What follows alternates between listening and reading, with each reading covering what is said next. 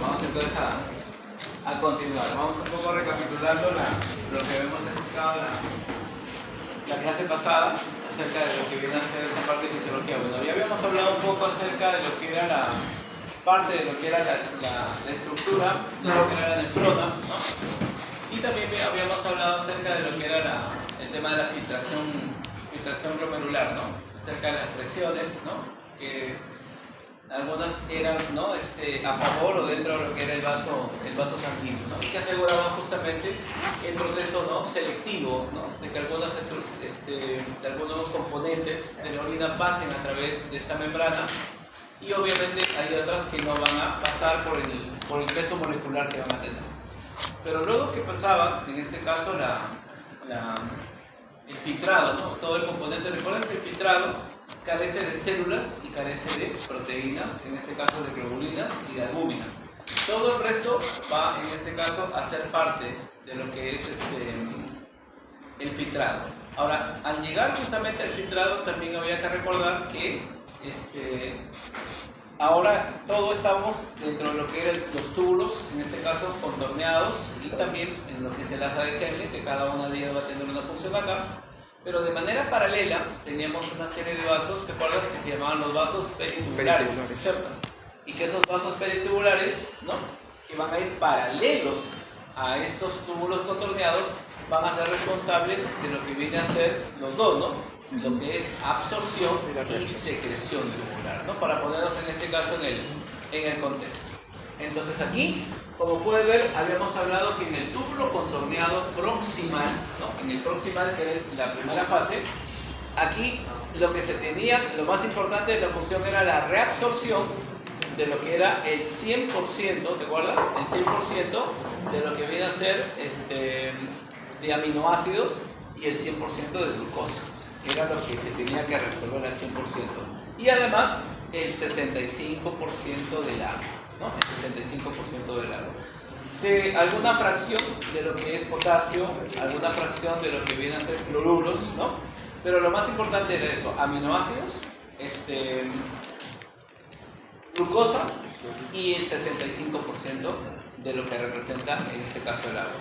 Pero ya cuando entramos justamente al salir de esta zona de lo que es el túbulo contorneado, ahí es donde ya aparece esta famosa secreción que va en este caso a generar, digamos, el paso. ¿Te acuerdas? ¿Qué encontrábamos, muchachos? ¿Qué encontrábamos del otro lado? O sea, de la circulación, en este caso peritubular. Encontrábamos, ¿te acuerdas? Amonio. ¿Qué más encontrábamos? Urea. ¿Qué más? Creatinina. ¿Qué más? Hidrógeno. Eso era lo que encontrábamos, hidrógeno. Entonces, estos componentes eran los responsables de pasar de lo que es la circulación peritubular, buenas noches, peritubular, ¿no es cierto? Peritubular, pasan como animalitos, peritubular, ¿no? Pasan a lo que viene a ser, en este caso, los componentes, en este caso, de los túbulos contorneados. O sea, eso quiero que entiendas. Entonces, ahorita nos encontramos, para empezar, con una orina ¿de qué tipo? ¿Hipertónica o hipotónica? Hipotónica. Considerando que en el túbulo contorneado era hipotónica por la gran cantidad de agua, ¿correcto? Pero hemos ahora reabsorbido el 65% de agua. ¿Estamos de acuerdo? Cuando tú le quitas agua, ¿correcto? Agua le estás quitando, entonces su concentración ¿qué? Aumenta la concentración, ¿correcto? Por lo tanto, se va a modificar esa tonicidad. Primero es hipotónica, isotónica, y finalmente termina como hipertónica, ¿no es cierto? Entonces son los cambios que se van a dar. ¿Por qué hipertónica al final? Porque recuerda de que le vamos a agregar, ¿estamos de acuerdo? Desde la parte externa le vamos a agregar los otros elementos, en este caso producto del metabolismo. Amonio, ¿qué más? Hidrógeno, Creatinina. y urea. ¿No es cierto? Van a modificar en este caso la tonicidad, ¿ya? Por eso, como ves acá, dentro de estos cambios vamos a encontrar lo que es la reabsorción, ya sea paracelular y transcelular. las dos van a estar justamente en paralelo. En el primer caso, relacionadas con el túbulo contorneado proximal, ¿correcto? La del proximal, entonces ya hemos hablado, ¿por qué? Por las grandes biomoléculas que se van a resolver. En cambio, aquí la transcelular, como ves, está relacionándose justamente con la parte ya más distal, yéndose en este caso para lo que representa el asa de Henle, ¿ya? Para lo que representa el asa de Henle. Bien, entonces aquí en el proximal, como ves, ya habíamos hablado, entonces, acerca de lo que vienen a ser los componentes. Los porcentajes, como ves ahí, los tienes. He ahí entonces la importancia que tiene este proximal. Entonces no te debes olvidar acerca de los grandes solutos que se van en este caso a reabsorber, ¿ya? A reabsorber. Ahora, esto explica por qué dentro de lo que es la composición de la orina no podemos tener, ¿qué? Glucosa, ¿correcto? No podemos tener glucosa. No podemos tener aminoácidos, proteínas. Ahora, ojo, hay una proteína que sí es normal, que se llama la proteína de Tams-Horfall. La proteína de Tams-Horfall se puede encontrar, ojo, hasta valores menores de 30. Cuando a un paciente se le puede pedir microalbuminuria, así se le llama este examen, microalbuminuria, valores normales son hasta menos de 30. Cuando tiene más de 30, esta persona ya puede estar haciéndonos indicios de una insuficiencia renal, pequeñísima, correcto, pero gracias a la microalbuminuria, como te digo, que es un reactivo especial para medir estos niveles. Pero eso de que no haya proteínas no es tan cierto. O sea, que no haya proteínas no hay ningún problema, pero si hay, tendría que ser hasta valores de ¿cuánto? De 30, ¿ya? Miligramos, de 30 miligramos. Menores, ¿ya? Hasta menores de ese valor. Pero más de ese valor, ya estamos hablando de un problema, en este caso, a nivel renal. Y lo otro, como ves acá, ya vamos a encontrar que va a incorporarse dentro de lo que viene a ser el volumen, el hidrógeno, de ahí que entonces empieza a cambiar. Recuerda que la orina puede tener un pH variable, ¿eh? La orina puede tener un pH de 4,8 hasta 8. Por eso puede ser ácida y va a depender justamente de los componentes que vamos a encontrar acá, ¿ya? El amonio y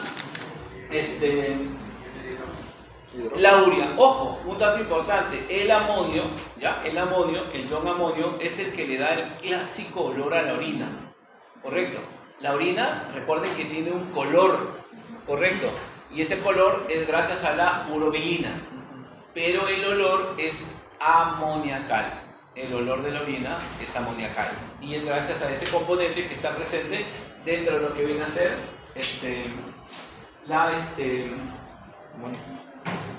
ahora escúchame, otro detalle importante. Hay algunos medicamentos, ¿ya? De los tantos medicamentos que son antidiabéticos orales, que pueden producir que la persona, ¿no es cierto? Porque ya sabes, algunos actúan en la gluconeogénesis. La famosa metformina actúa, por ejemplo, en la gluconeogénesis. En el caso de la glibenclamida, que de repente lo has escuchado, actúa a nivel pancreático. Pero en el caso de otros productos, como digo, que son comerciales, normalmente lo que hacen es ayudar a perder glucosa por la orina. O sea, tú te imaginas que la persona, ¿no? Alguien dirá, pero ¿es bueno o es malo? De alguna manera, ¿no? Lo que pasa es que todo medicamento tiene efectos colaterales. Cuando una persona empieza a eliminar glucosa por la orina, recuerden que la glucosa es un sustrato, ¿no? Y estos sustratos nos llevan en este caso a crear condiciones de desarrollo microbiano.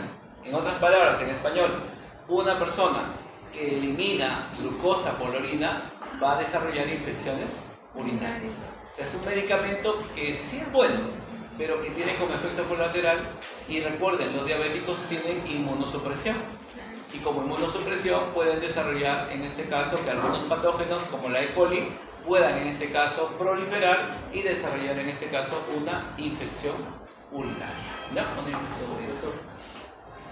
Ahora, entonces miren acá. Acá tenemos entonces el esquema, ¿no? Donde vamos a encontrar los diferentes mecanismos. Entonces, acá el capilar ya habíamos hablado acerca, ¿no? El capilar justamente es este vaso sanguíneo, ¿no? Con lo cual, recuerden, está relacionada justamente estas células.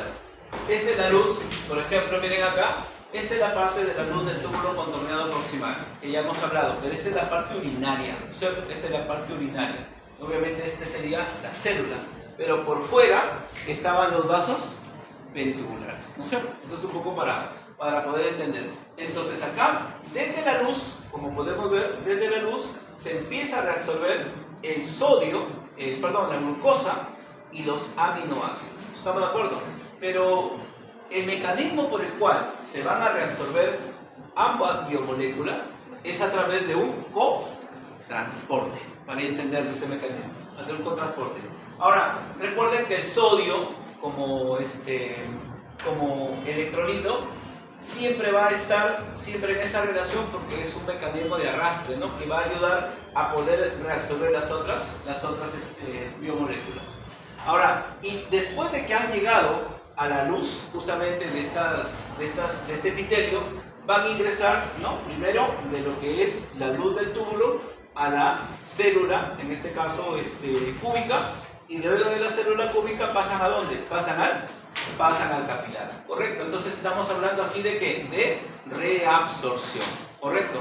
Es decir, estas biomoléculas se filtraron, eran parte de la sangre, se filtraron como tal, ingresan a la luz del túbulo, pero luego se tienen que recuperar. Como habíamos hablado de estos dos casos, porque eran al 100%, y lo hacen a través de este mecanismo. En el caso de la secreción, tendría que tener en ese caso un sentido opuesto. ¿Estamos de acuerdo? Tendría que tener en ese caso un sentido opuesto. ¿Ya? Ahora, ¿qué pasa en el asa de Henle? El asa de Henle, hay que recordar que tiene, obviamente, una porción descendente, ¿sí o no? Y una porción ascendente. ¿Correcto? Eso hay que aclararlo.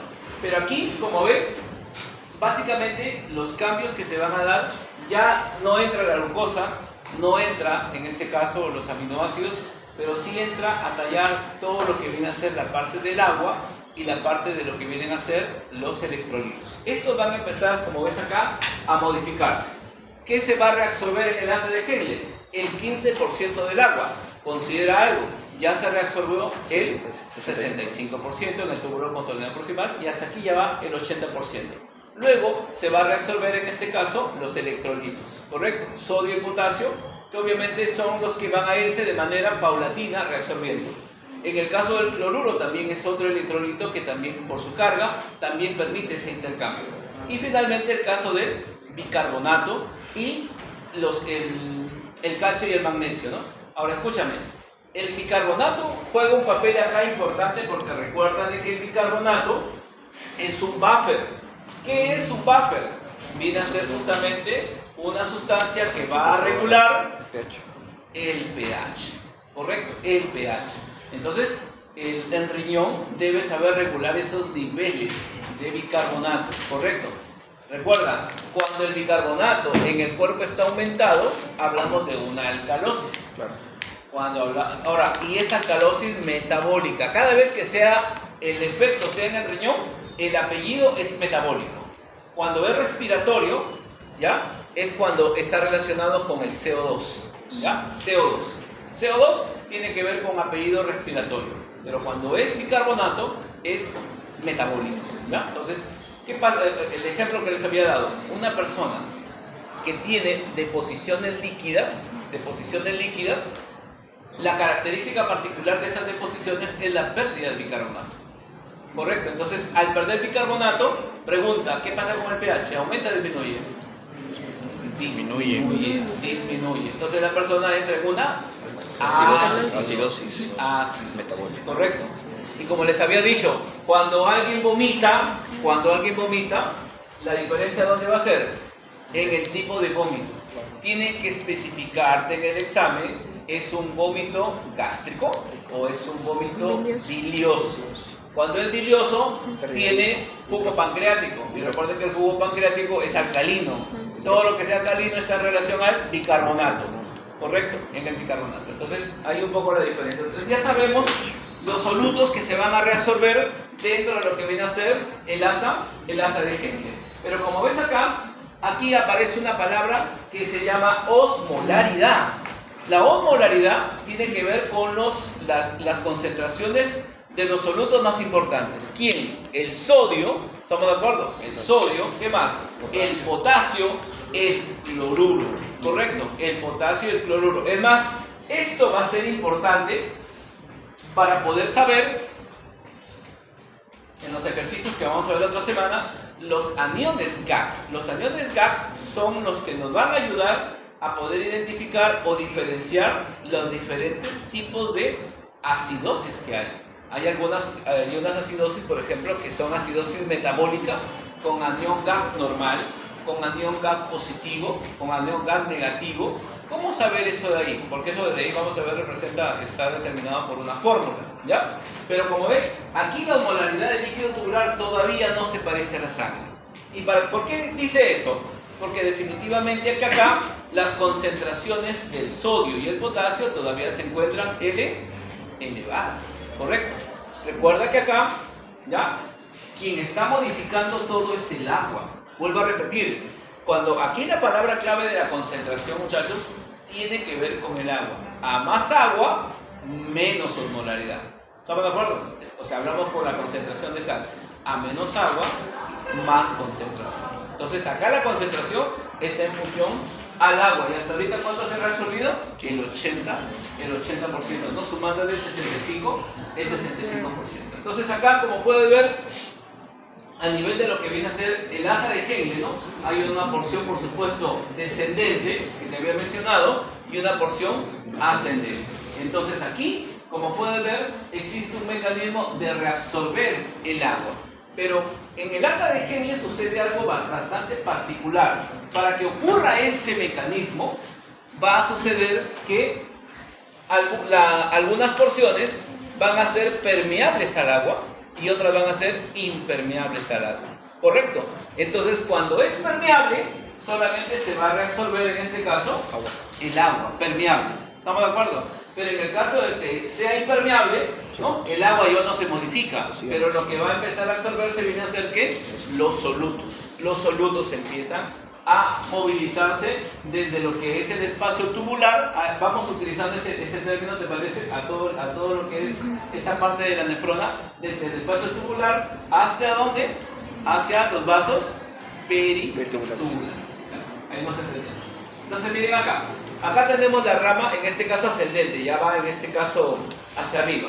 Entonces en este caso, como ves, en el caso del agua, aquí es la zona en este caso impermeable, ¿no es cierto? Porque el agua no se está modificando, pero al no modificarse el agua, lo que se va a modificar vienen a ser ¿qué? Los solutos. Los solutos empiezan entonces a reabsorberse, ¿estamos de acuerdo? Y finalmente desde la luz van a reabsorberse el sodio y el cloro. El potasio, como ya sabíamos, ¿no? Nunca van de la mano, ¿no? ¿Sí? ¿Recuerdas o no? Porque tienen concentraciones distintas, y al tener concentraciones distintas, mientras que en un lado esté más elevado el sodio, va a pasar de mayor a menor concentración, y el potasio lo hace de manera inversa, ¿no? Es obviamente una reacción de arrastre opuesta que van a tener estos dos solutos. Ahora aquí, para terminar esta parte, en esta zona de la rama gruesa, que es lo que estamos revisando, hablamos entonces justamente de estos cotransportadores, ¿no? O sea, ¿quién estaba participando en el esquema anterior? El sodio y el cloruro son los que pasan, ¿no?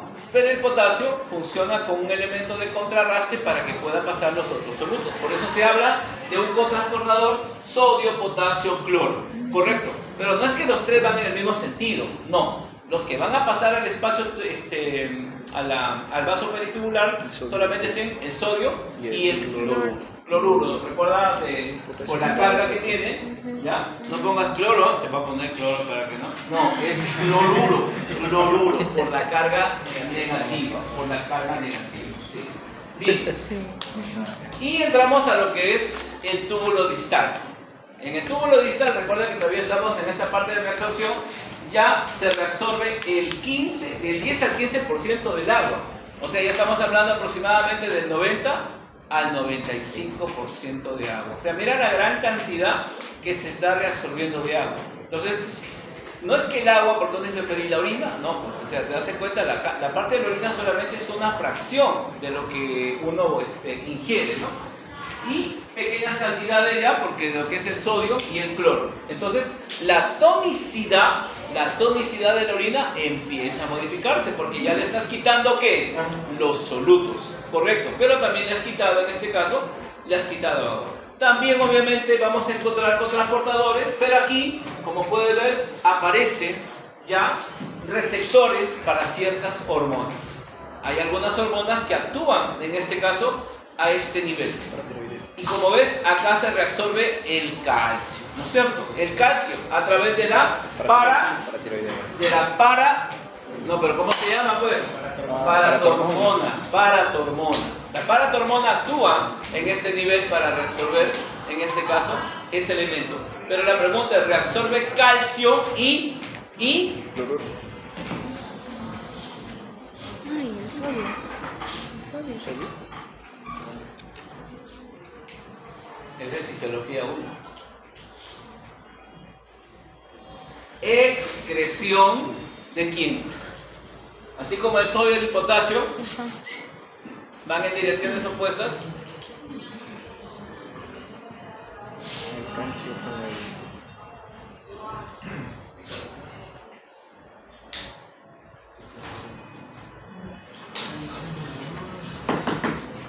Al cielo, ya no sé, ya. Hemos visto la porción inicial, ahora viene la porción final. Y acá en la porción final vamos a ver acá también la presencia de otras hormonas. Aquí en esta porción final aparecen unas células importantísimas, ¿no? Las células principales y las células intercaladas. Que aquí vamos a encontrar justamente a una hormona hipotalámica.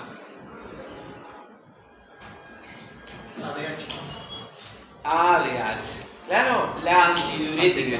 Correcto. Y hay que recordar que la antidiurética también participa en aumentar la permeabilidad del agua, o sea, va a reabsorber agua. Correcto, reabsorber agua. Y obviamente hay unos receptores que se llaman las apomorinas, ¿no? Que van a estar presentes justamente en este tipo de células. Correcto. Entonces, en esta porción vamos a encontrar dos tipos celulares y vamos a encontrar también receptores hormonales, ¿correcto? Bien, mira acá. Entonces ya estamos en el túbulo contorneado distal, a este nivel, como ves acá. Los receptores, en este caso los cotransportadores, en este caso son para el sodio, para el cloro, a nivel de la unión en lo que es la luz tubular. Pero acá, para que llegue justamente al vaso sanguíneo, aquí nuevamente, ¿no? El sodio, el cloruro y el potasio. También es un cotransportador, ¿no? ¿Qué es el mecanismo? Casi es el mismo. Bien.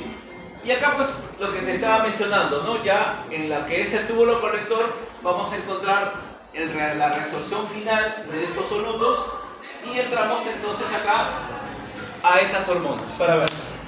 Entonces, ¿qué hormonas vamos a encontrar dentro de este mecanismo? Primero vamos a ver, ¿te acuerdas del sistema? Renina, angiotensina, aldosterona. Recordemos un poco eso. ¿Cuándo se activa este sistema renina, angiotensina, aldosterona? Cuando disminuye y cuando aumenta la presión. Cuando disminuye. Cuando disminuye. Y recuerda que el principal factor era una hipovolemia. Pérdida. Recuerda que la hipovolemia te lleva a una disminución de la presión hidrostática. Por eso se activa este mecanismo. ¿Qué se produce? Que las células yuxtaglomerulares, ¿no es cierto?, producen renina, ¿no es cierto? ¿Y qué hace la renina? Transforma angiotensinógeno 1, ¿correcto? Que es un producto hepático en angiotensina 1. Y luego va a pasar por el pulmón y la ECA, que es la enzima convertidora de angiotensina, va a transformar en angiotensinógeno 1 y angiotensinógeno 2. Y el 2 ya es el que va a tener actividad, ¿no es cierto? ¿A dónde? En las arteriolas para producir. Pero el otro, ¿cuál es? Que la angiotensina va a estimular ¿a quién? A la capa glomerular de la corteza suprarrenal para producir aldosterona. ¿Y qué hace la aldosterona? Aumenta la reabsorción de agua y sodio. de sodio y por supuesto agua. Y elimina potasio. y obviamente aumenta la extensión de potasio, ¿correcto? Entonces, de esa manera se regula en este caso la presión arterial. Pero escúchame, independiente del tema de que sea presión arterial, hay un tema acá que la aldosterona, ¿qué hace? Reabsorbe agua. O sea, está favoreciendo este mecanismo de reabsorción y secreción. Bien, vamos avanzando muchachos acá. Y luego aparece la ADH, la otra hormona que habíamos hablado, ¿no es cierto? Que, como ves acá, la vamos a encontrar en lo que es el túbulo contorneado proximal, parte del distal, que va a tener justamente acción sobre estos receptores que te había mencionado, ¿no? Las acoporinas, y que va a encontrarse, por supuesto, al nivel de las células principales, ¿no? Células principales, eran dos, ¿no? Principales y las intercaladas. Entonces, de esa manera aumenta, recuerda, el mecanismo exacto es, aumenta la permeabilidad del agua, la permeabilidad. Recuerden ustedes que cuando hay impermeabilidad, ¿te acuerdas o no? Cuando hay impermeabilidad, se pierde orina, y la idea no es esa, es aumentar la permeabilidad para reabsorber, en este caso, el agua, pero solamente como agua. No olvidar que si la persona presenta una diabetes insípida, correcto, que es el problema, la diabetes insípida, ¿por qué se caracteriza? Por déficit de ADH. Claro. Cuidado con eso. Y obviamente todo eso se revierte. ¿Estamos de acuerdo? Porque obviamente tiene una condición, en este caso, hormonal. Bueno, eso ya lo conocen, ¿no? Cuando obviamente hay ADH, cuando hay ausencia, no se reabsorbe, no se actúa sobre las células principales y las acoporinas, y la persona va a desarrollar una poliuria, a diferencia de cuando hay ADH, que obviamente se reabsorbe, ¿no? En las condiciones normales ahí. Lo otro que vemos acá es el péptido natriurético atrial, ¿no es cierto? Este péptido natriurético, como ves acá, recuerden que atrial, ¿con qué tiene que ver este término? Aurícula. Las aurículas pueden presentar, ¿no? Este producto, pero que ya sabes que tiene el efecto opuesto. ¿Estamos de acuerdo? Tiene el efecto opuesto, ¿ya? Como ves, suprime la secreción de aldosterona y ADH, ¿no? Normalmente, esta de acá, al reabsorber agua y al resolver sodio más agua, aumenta la presión, ¿o no? Claro. O sea, son, ¿no? Sustancias que en este caso van a regular o aumentar esos niveles, pero acá el péptido natriurético hace el efecto contrario, ¿correcto? Al suprimir, entonces, pero no es, digamos, esto de acá tiene un efecto limitado, no es que baje exactamente la presión, ¿no? Ya, no es que sea determinante, ¿no? Pero digamos, sí se produce y se ha comprobado que tiene un efecto, ¿no? Significativo, pero no determinante dentro de lo que es la regulación de lo que es la presión arterial. Y la paratiroidea, ¿te acuerdas que también ya hemos hablado, ¿no?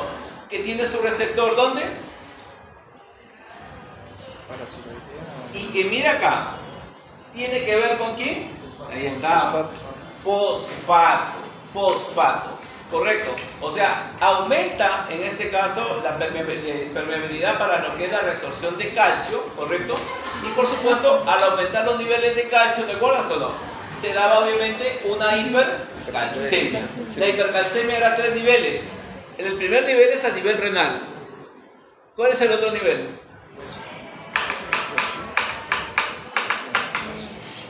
Ahora, antes de eso, un pequeño detalle. Para que pueda reabsorber el calcio a nivel renal, ¿de qué necesita? Necesita de algo más.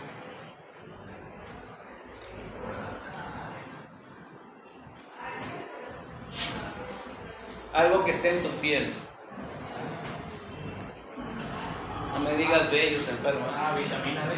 Vitamina D. La vitamina D pasa por diferentes etapas, ¿correcto?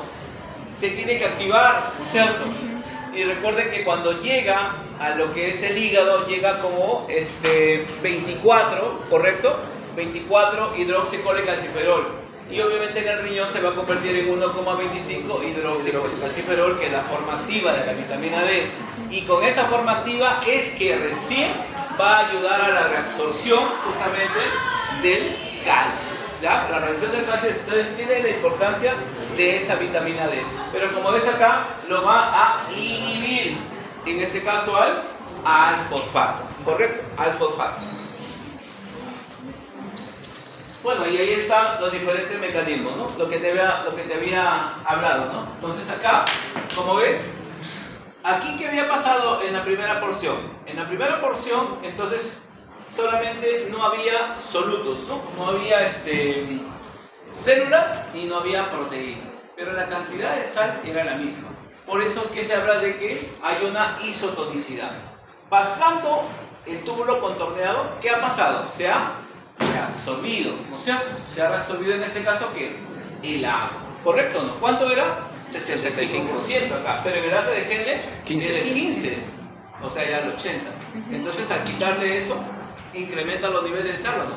Claro. Por eso se vuelve hipertónico. Pero en la porción gruesa, ¿de acuerdo que hemos hablado? En la porción ascendente, ¿qué ha pasado? Empieza a resolverse ¿qué? Solutos. Sodio y cloro, ¿sí o no? Sodio y cloro, empiezas a ganar sodio y cloro, y por eso es que ahora se vuelve hipotónico. Correcto, sodio y cloro. Por eso entonces la orina va cambiando de composición dependiendo de la zona en la que se encuentra. Bueno, ya hemos hablado sobre eso. Y acá lo mismo, ¿no? Esa imagen es para hablarnos acerca de lo que sucede en los túbulos ahí, muchachos. Vamos avanzando. En la acción de lo que es la acción de la aldosterona, como ya sabemos, entonces esta hormona, ¿dónde se produce?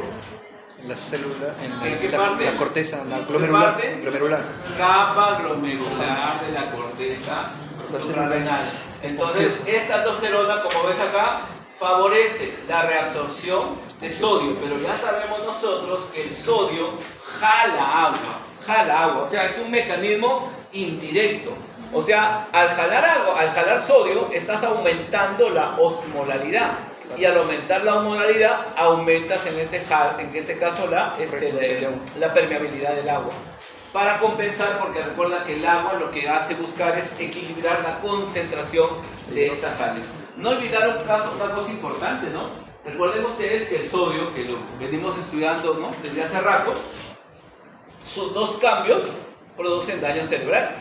La hiponatremia y la hipernatremia, ¿no? Obviamente la hiper un poquito más, ¿no? Pero te producen daño cerebral, ¿no? De ahí la importancia, muchachos, es que cuando uno se deshidrata, tenemos que saber si es una deshidratación solamente de agua o también viene acompañada, en este caso, de electrolitos. ¿Y eso cómo lo podemos observar? Con las fasciculaciones. O sea, te llega una persona deshidratada y tú ves, por ejemplo, que a nivel de los brazos o a nivel de las piernas empieza a tener movimientos musculares. Esas son fasciculaciones, lo que indica entonces que tiene pérdida de electrolitos. Y de ahí viene la diferencia, ¿no? Cuando vas a un centro de salud vas a ver que algunas personas, ¿no?, los empiezan a hidratar con suero, en este caso cloruro de sodio al 0,9%, o algunos le ponen solución polielectrolítica. Y eso tienes que preguntar, ¿por qué le estás poniendo suero, no? Y al de acá le pones cloruro de sodio. ¿Cuál es la explicación? ¿Qué es lo que tiene él que no tenga el de acá? ¿Cierto?